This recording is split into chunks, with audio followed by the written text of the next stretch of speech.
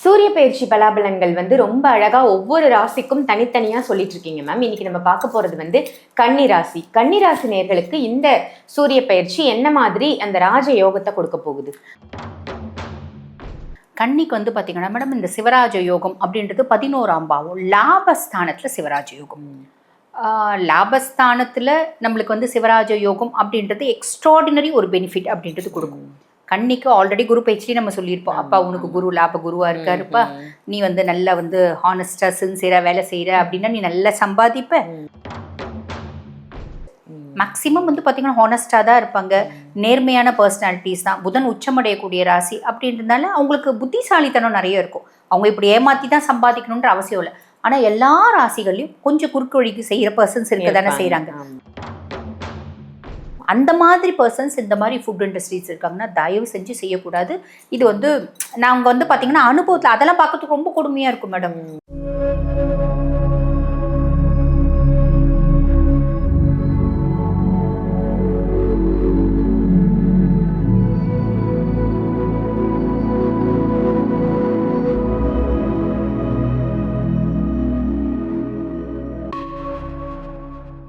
ஜோதிடம் கற்க ஆசையா? உங்களுக்கு ஜோசியம் கற்றுக்கணும் அப்படின்னு ஆசை இருக்கா? நிச்சயமாக கற்றுக்கலாங்க. உங்களுடைய ஜாதகத்தையும் உங்களுடைய உறவுகளுடைய ஜாதகத்தையும் பார்ப்பதற்காகவே நீங்கள் ஜோதிடம் கற்றுக்கலாம். ஜோதிடம் கற்றுக்கிறதால எண்ணற்ற பலன்கள் கிடைக்கும். பிரபல ஜோதிட சிரோன்மணி டாக்டர் தீபா அருளாளன் மேம் கிட்ட நீங்கள் ஜோதிடம் கற்றுக்கணும் அப்படின்னு ஆசைப்பட்டீங்கன்னா ஜோதிட வகுப்புகள் ஆரம்பிக்க போகுது. கூடிய விரைவிலேயே அதற்கு முன்பதிவு செய்வதற்கு வீடியோவில் தெரிகிற நம்பருக்கு கால் பண்ணி உங்கள் பேரை ரெஜிஸ்ட்ரேஷன் பண்ணிக்கோங்க. நீங்களும் ஜோதிடர் ஆகலாம். ஜோதிடம் கற்றுக்கிட்டு உங்களுக்கும் உங்கள் உறவுகளுக்கும் நீங்கள் ஜோதிடம் ரொம்ப ஈஸியாக பார்த்துக்கலாம். ஆன்மீக பரிகார நேயர்கள் அனைவருக்கும் அன்பான வணக்கங்கள். இன்னைக்கு நம்ம யாரை சந்திக்க வந்திருக்கோம், என்ன தெரிஞ்சுக்க வந்திருக்கோம் அப்படின்னு பார்த்தீங்கன்னா, அஸ்ட்ராலஜர் டாக்டர் தீபா அருளாளன் மேடம் தான் சந்திக்க வந்திருக்கோம். ஒரு அற்புதமான பயிற்சி ஜூலை மந்த் நடக்க இருக்கு. அதுதாங்க சூரிய பயிற்சி. சூரிய பகவானோட பயிற்சியை பத்தியும் ஒவ்வொரு ராசிக்குமான பலாபலன்களை பத்தியும் தான் இன்னைக்கு நமக்கு தீபா அருளாளன் மேடம் சொல்ல வந்திருக்காங்க. முழு பதிவையும் பாருங்க. வணக்கம் மேம். வணக்கம் மேம், எப்படி இருக்கீங்க? நல்லா இருக்கேன் மேம், நீங்க நல்லா இருக்கீங்க? நல்லா இருக்கேன். சொல்லுங்க மேம், இந்த சூரிய பயிற்சி அப்படின்றது என்ன? சூரிய பயிற்சியால என்னென்ன ராசிகளுக்கு என்னென்ன மாதிரியான மாற்றங்கள் நடக்க போகுது? பொதுவாக பார்த்தீங்கன்னா மேடம், சூரியன் ஒவ்வொரு ராசியிலையும் ஒரு மாதம் சஞ்சாரம் பண்ணுவார். மாதம் சூரிய பயிற்சி அப்படின்றது வரும். அந்த விதத்தில் இப்போ பார்த்தீங்கன்னா ஜூலை 16, 2026 வியாழக்கிழமை சூரிய பகவான் கடகத்தில் பார்த்தீங்கன்னா பயிற்சியாகி அங்கேயே சஞ்சாரம் பண்ண போகிறார். ஆல்ரெடி கடகத்தில் உச்சம் பெற்ற குரு இருக்கார் இல்லைங்களா? அப்போ ஜூலை 16 சூரியன் கடக ராசியில் பிரவேசிக்கும் காலம். இது பார்த்தீங்கன்னா ஆடி மாதம் அப்படின்னு சொல்கிறோம். ஆடி மாதம் எவ்வளோ பார்த்தீங்கன்னா ஒரு ஆஸ்பீஷியஸான மாதம் அப்படின்றது தெரியும். அம்பிகை அப்படின்னாலே ஆடி தான், முருகன் அப்படின்னாலே ஆடி தான். அந்த மாதிரி எத்தனையோ விசேஷமான பூஜைகளும் விரதங்களும் ஆடி மாதத்தில் இருக்குது. அப்படிப்பட்ட ஆடி மாதத்தில் பார்த்தீங்கன்னா இப்போ இன்னொரு ஸ்பெஷல் என்ன அப்படின்னா, உச்சம் பெற்ற குருவோட சூரியன் போய் அமர்றது அப்படின்றது இந்த வருஷம் அது ஒரு ஸ்பெஷல். சூரியனும் குருவும் இணைவு அப்படின்றது என்ன சொல்லுவாங்க அப்படின்னா சிவராஜ யோகம், குரு ஆதித்ய யோகம் அப்படின்னு சொல்லுவாங்க.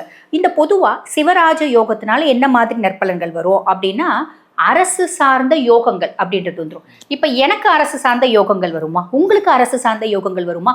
அது சார்ந்த தொழில் செய்கிறவங்களுக்கு அரசு சார்ந்த ஒரு யோகங்கள், அனுகூலமான பலன்கள் அப்படின்றதுலாம் வரும் மேடம். அதே மாதிரி பார்த்தீங்கன்னா இவங்களோட அறிவுத்திறன் அப்படின்றது மேலோங்கும்.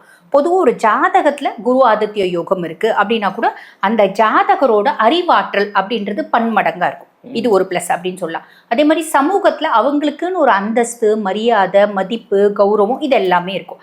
அப்போ ஆன்மீகம் சம்பந்தப்பட்ட நாட்டம் அப்படின்றதுக்கும் இந்த மாதிரி நிறைய பார்த்தீங்கன்னா நிறைய ராசிகளுக்கு இந்த சிவராஜ யோகம், குரு ஆதித்ய யோகம் கொடுக்க தான் போது, மாற்றுக்கருத்தே கிடையாது. அதுக்கும் மேலே பொதுவாக இந்த சிவராஜ யோகம் அப்படின்றது தரம் இருக்கா அப்படின்னா இருக்குதான் மேடம். எப்படி அப்படின்னா பொதுவாக இந்த மறைவு ஸ்தானங்கள்ல 6, 8, 12 இந்த மாதிரி பாவங்களில் குருவும் நம்மளுக்கு பார்த்தீங்கன்னா சூரியனும் இணைவு அப்படின்றது அந்த யோகத்தினுடைய பலன்களை கம்மியாக கொடுக்கும், குறைக்கும் அப்படின்னு சொல்ல. ஆனால் அந்த யோகத்தினுடைய இம்பாக்ட் இருக்கும். அப்போ ரொம்ப எளிமையாக சொல்லணும் அப்படின்னா இந்த குரு ஆதித்ய யோகம், சிவராஜ யோகம் எல்லா ராசிகளுக்கும் ஏதோ ஒன்று இவ்வளோண்டு நல்ல பலன், இல்லை இவ்வளோ நல்ல பலன் அப்படின்றது கொடுக்க தான் போகுது. Super ma'am. இந்த சூரிய பயிற்சியில ஒரு அற்புதமான யோகம் எல்லா ராசிக்கும் கிடைக்க போகுது அப்படின்னு சொல்லியிருக்கீங்க. இப்ப நம்ம வந்து ஒவ்வொரு ராசிக்குமா அந்த யோகம் வந்து நீங்க சொன்ன மாதிரி இவ்வளவா இல்ல இவ்வளவு கொடுக்க போகுதா அப்படின்றத பாத்துடலாம் மேம். சூரிய பயிற்சி பலாபலன்கள் வந்து ரொம்ப அழகா ஒவ்வொரு ராசிக்கும் தனித்தனியா சொல்லிட்டு இருக்கீங்க மேம். இன்னைக்கு நம்ம பார்க்க போறது வந்து கன்னி ராசி. கன்னி ராசி நேயர்களுக்கு இந்த சூரிய பயிற்சி என்ன மாதிரி அந்த ராஜ யோகத்தை கொடுக்க போகுது? கன்னிக்கு வந்து பாத்தீங்கன்னா மேடம், இந்த சிவராஜ யோகம் அப்படின்றது 11ஆம் பாவம், லாபஸ்தானத்துல சிவராஜ யோகம். லாபஸ்தானத்துல நம்மளுக்கு வந்து சிவராஜ யோகம் அப்படின்றது எக்ஸ்ட்ராடினரி ஒரு பெனிஃபிட் அப்படின்றது கொடுக்கும். கன்னிக்கு ஆல்ரெடி குரு பயிற்சி நம்ம சொல்லியிருப்போம். அப்பா உனக்கு குரு லாப குருவா இருக்காருப்பா, நீ வந்து நல்லா வந்து ஹானஸ்டா சின்சியரா வேலை செய்யற அப்படின்னா நீ நல்லா சம்பாதிப்ப, ஆன்மீகம் சார்ந்த தொழில இருக்கன்னா இன்னும் சம்பாதிப்ப அப்படின்லாம் சொல்லியிருப்போம். இப்ப உண்மையா சொல்லணும் அப்படின்னா இந்த காலகட்டம் ஆன்மீகம் சார்ந்த தொழில் இருக்கவங்களுக்கு இன்னும் கொஞ்சம் ஏற்றம் அப்படின்றது வரும். நான் வந்து கோயில்ல வேலை செய்யறேங்க, நான் கோயில்ல ஆஃபீஸரா இருக்கேன், புரோஹிதரா இருக்கேன், நான் கோயில்ல ஸ்வீப்பரா இருக்கேன், அவங்களுக்குலாம் கூட ஏதோ ஒரு இன்க்ரிமெண்ட் அப்படின்றது வரும். ஆன்மீக சொற்பொழிவாளர்கள், இந்த தீர்த்த யாத்திரை கண்டக்ட் பண்றவங்க, ஸ்பிரிச்சுவல் டூர்ஸ் கண்டக்ட் பண்றவங்க, இவங்களுக்குலாம் வந்து பாத்தீங்கன்னா பூஜை பொருட்கள்லாம் வியாபாரம் பண்றாங்க பார்த்தீங்களா, இந்த மாதிரி இருக்கவங்களுக்குலாம் எக்ஸ்ட்ராடினரியா இருக்கும். அப்ப மீதி பேருக்குலாம் யாருக்கா இருந்தாலும் நல்லா இருக்கும். என்ன இந்த அந்த ஃபுட் ரிலேட்டட் இண்டஸ்ட்ரீஸ்லாம் ஒர்க் பண்ணுறவங்க இந்த அடல்ட்ரேஷன் அப்படின்றது இருக்கக்கூடாது. இந்த கலப்படம் அப்படின்றது நம்ம வந்து மேக்ஸிமம் தவிர்த்துடணும். கலப்படம் இல்லாமல் எப்படிங்க வியாபாரம் பண்ணுறது அப்படின்ற கேள்வி சிலருக்கு வரும். மேடம் இப்போ மிளகுன்னா பப்பாளி கொட்டை இல்லாமல் மிளகே இல்லை, அதை பிரிச்சு எடுக்கிற தன்மை எல்லாம் சொல்றாங்க. அதுவும் நான் சில அடல்ட்ரேஷன்ல படிச்சேன், மிளகாத்தூள்ல சிங்கிள் தூளை கலக்குறாங்க. அதெல்லாம் சாப்பிட்ற மக்கள் எவ்வளோ கொடுமை அனுபவிப்பாங்க. அந்த பெரிய பெரிய நோய்கள் வரத்துக்குலாம் இவங்க காரணமா இருப்பாங்க. அது எவ்வளோ பெரிய பாவம். அப்ப பொதுவா நீ எதுல வேணா வந்து பாத்தீங்கன்னா கலப்படம் அப்படின்றது வைக்கலாம், ஆனா உணவுல மட்டும் தயவு செஞ்சு அது செஞ்சிடக்கூடாது. அது பெருத்த பாவம். ஏன்னா ஒரு உயிர் வந்து ரொம்ப வந்து ஜீவனம், அது ஜீவனத்துக்கான வழியே அந்த உணவு. அந்த சாப்பாட்டுல மண்ணள்ளி போட்ட கதையாயிடும். அது செய்யக்கூடாது.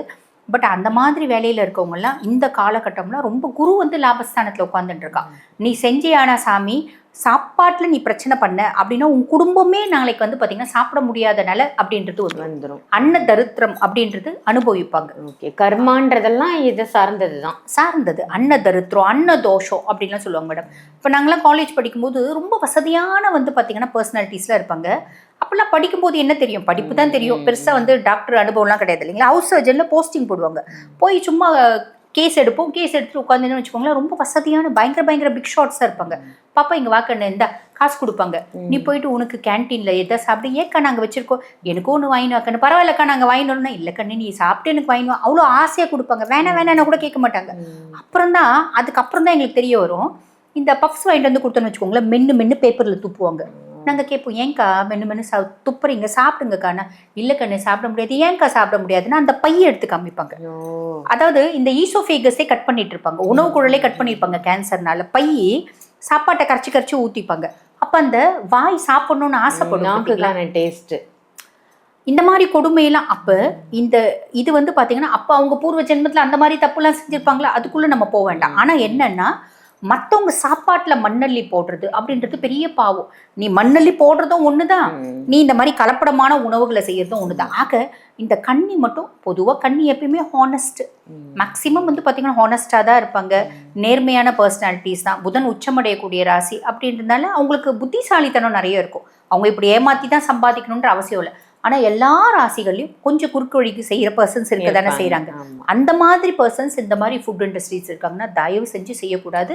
இது வந்து நாங்கள் வந்து பார்த்தீங்கன்னா அனுபவத்தில் அதெல்லாம் பார்க்கறதுக்கு ரொம்ப கொடுமையாக இருக்கும் மேடம், ரொம்ப கொடுமையாக இருக்கும். சொல்லும் போதே ரொம்ப நல்லா அழுதுருக்கேன். அப்போதான் யோசிப்பேன், வாழ்க்கைன்னா என்ன அப்படின்னு புரிய வந்தது அந்த மாதிரி பர்சனாலிட்டிஸ் பார்க்கும்போது. அதுக்கு நாங்கள்லாம் வந்து பார்த்தீங்கன்னா அதுக்கு முன்னாடியே அமைதியாக இருந்தாலும் அதுக்கப்புறம் வந்து பார்த்தீங்கன்னா மேடம் யாரையும் அப்படின்னு கூட நான் ஹர்ட் பண்ண மாட்டேன். தப்பா இருந்தா நேரா சொல்வேன், நீ பண்றது தப்பு அப்படின்னுடுவேன். இப்ப ரொம்ப சிம்பிளா சில இதெல்லாம் பண்ணது பாத்தீங்களா மேடம், கமெண்ட்ல சும்மா கழுவி ஊத்தும், சம்பந்தமே இல்லாம கழுவி ஊத்தும். நீ ஏன் பொய்யா சொல்ற அப்படின்னு. என்னத்த பொய்யா சொல்றாங்க, பிளானட் இருக்கிறதானே சொல்றாங்க. உனக்கு சௌரியப்பட்ட பாரு, இல்லட்ட நீ வந்து கடையை மூடிட்டு போயிடு, இந்த பார்க்காத, ஏன் நீ வந்து எப்படி பொய்யின்ற. அப்ப ஒருத்தவங்களை தேவையில்லாம நீ காயப்படுத்துற. கர்மா ஆல்வேஸ் ரிட்டர்ன்ஸ். பொய் சொல்றவங்களுக்கு நீ பொய்யே போடு, நீ பொய்யா சொல்ற. நாங்க தான் பிளானட் எந்த இடத்துல இருக்கு அதுக்கான சொல்றோம். சிலது அந்த மாதிரிலாம் பண்ணும்.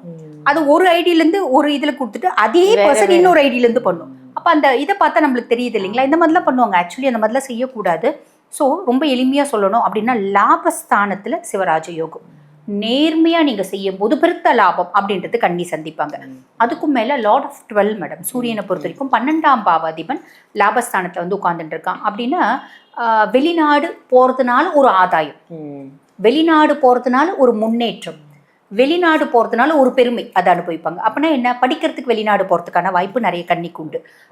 ஒரு சம்பாதிக்கிறதுக்கு வெளிநாடு போகிறதுக்கான பிராப்தம் நிறைய பேருக்கு உண்டு. ஒரு பிஸ்னஸ் எஸ்டாப்ளிஷ் பண்ணுறதுக்கு வெளிநாடு போகிறதுக்கு, வெளிநாடு கிளைண்ட் மீட்டை போய் பார்க்கறது, சொந்தமாக வந்து பார்த்தீங்கன்னா சொந்தமாக ஒரு வீடு வாசல் சொத்து பத்து வாங்குறதுக்கு, வெளிநாட்டில் போயிட்டு அங்கேயே பிஆர் வாங்குறதுக்கு, அங்கே ஒரு வீடு வாங்குறதுக்கு, இப்படி நிறைய பிராப்தம் கண்ணிக்கு உண்டு மேடம். Super ma'am.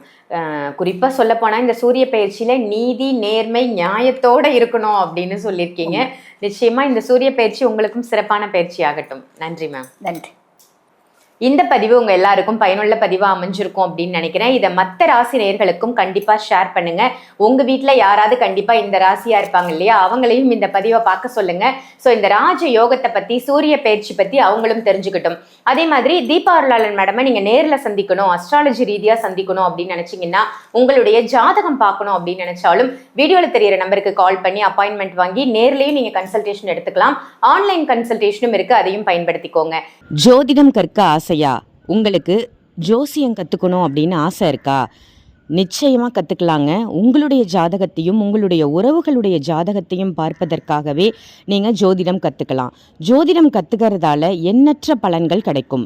பிரபல ஜோதிட சிரோன்மணி டாக்டர் தீபா அருளாளன் மேம் கிட்ட நீங்கள் ஜோதிடம் கற்றுக்கணும் அப்படின்னு ஆசைப்பட்டீங்கன்னா, ஜோதிட வகுப்புகள் ஆரம்பிக்க போகுது. கூடிய விரைவிலேயே அதற்கு முன்பதிவு செய்வதற்கு வீடியோவில் தெரிகிற நம்பருக்கு கால் பண்ணி உங்கள் பேரை ரிஜிஸ்ட்ரேஷன் பண்ணிக்கோங்க.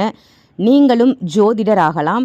ஜோதிடம் கற்றுக்கிட்டு உங்களுக்கும் உங்கள் உறவுகளுக்கும் நீங்கள் ஜோதிடம் ரொம்ப ஈஸியாக பார்த்துக்கலாம். இதே மாதிரி வேற ஒரு நல்ல பதிவில் உங்கள் எல்லாரையும் சந்திக்கின்றேன். நன்றி, வணக்கம்.